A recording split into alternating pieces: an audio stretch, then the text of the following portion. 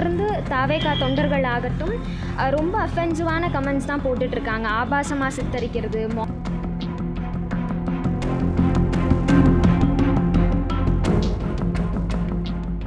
இதுக்கப்புறமும் அவர் கொடுப்பாரு அப்படிங்கிற நம்பிக்கையில்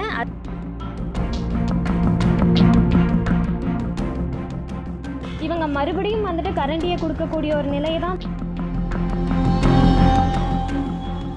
எப்படிங்க லாஜிக் இல்லாமல் இருக்கும்? யாரெல்லாம் நடக்கும்போது இப்படி பேசாதீங்க அப்படின்னு சொல்லி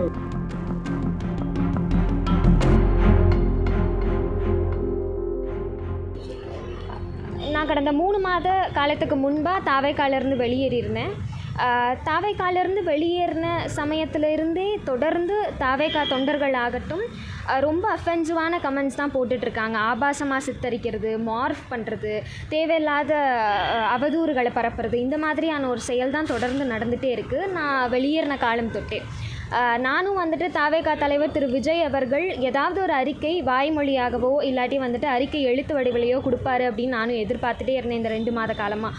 அவரும் எதுவும் கொடுக்குற மாதிரி தெரியல. எனக்கு இதுக்கப்புறமும் அவர் கொடுப்பாரு அப்படிங்கிற நம்பிக்கையில் அதனால் தாவேகா தலைவர் திரு விஜய் அவர்கள் மேலேயும் அவரோட தொண்டர்கள் மேலேயும் கம்ப்ளைண்ட் ஃபைல் பண்ணியிருக்கேன் இன்றைக்கி கமிஷனர் ஆஃபீஸில். இளம் பெண்கள் அரசியலுக்கு வர்றது அப்படிங்கிறது இப்போ தான் அதிகமாகிட்டுருக்கு. இப்படி இருக்கக்கூடிய ஒரு சூழலில் அவங்கள பற்றி ஒரு ஆபாசமான கருத்துக்கள் பதிவு பண்ணும்போது அவங்களுக்கு எப்படிங்க அரசியல் களத்துக்கு வரணும் அப்படின்னு தோணும். பெரியார் அவர்கள் அன்றே சொன்னார், கரண்டியை பிடுங்கிட்டு பெண்கள் கையிலேருந்து புத்தகங்களை கொடுங்க அப்படின்னு சொல்லிட்டு. இவங்க மறுபடியும் வந்துட்டு கரண்டியை கொடுக்கக்கூடிய ஒரு நிலையை தான் தாவேகா தொண்டர்கள் ஆகட்டும் தாவேகா தலைவரும் வலியுறுத்துறாரோ அப்படிங்கிறது என்னோட கருத்து. தாவேகா தலைவர் மீது புகாருங்கிறது லாஜிக் இருக்காது. எப்படிங்க லாஜிக் இல்லாமல் இருக்கும்? யாரெல்லாம் நடக்கும்போது இப்படி பேசாதீங்க அப்படின்னு சொல்லி ஒரு பேட்டிகள் வாயிலாகவும் செய்தி ஸ்டேஷன்லேயே சொல்லிட்டாங்க. ஆன்லைனில் இந்த மாதிரி பண்ணுறாங்க அப்படிங்கும்போது அந்த கட்சி தலைவர் அவர் நிறைய இடங்களில் தனிப்பட்ட நபர்கள் ஒவ்வொருத்தங்களும் யார் தாவேகாக்கு சப்போர்ட் பண்ணுறாங்களோ அவங்க எல்லாருமே எங்களோட விர்ச்சுவல் வாரியர்ஸ் தான் அப்படிங்கிறத தெளிவாக சொல்லியிருந்தார்.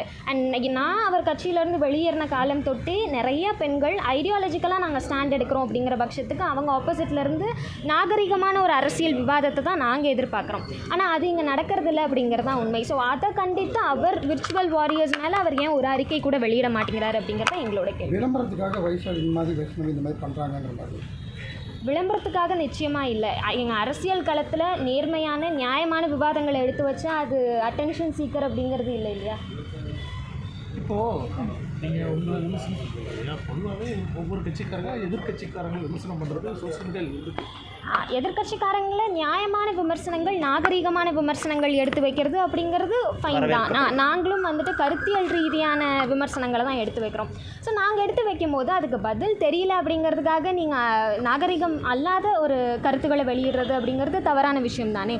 அரசியல் அப்படின்னாலே ஒரு நாகரிகத்தை பின்பற்றின ஒரு விவாதமாக இருக்கணும் அப்படிங்கிறது தான் எங்களோட கருத்து. Okay, thank you.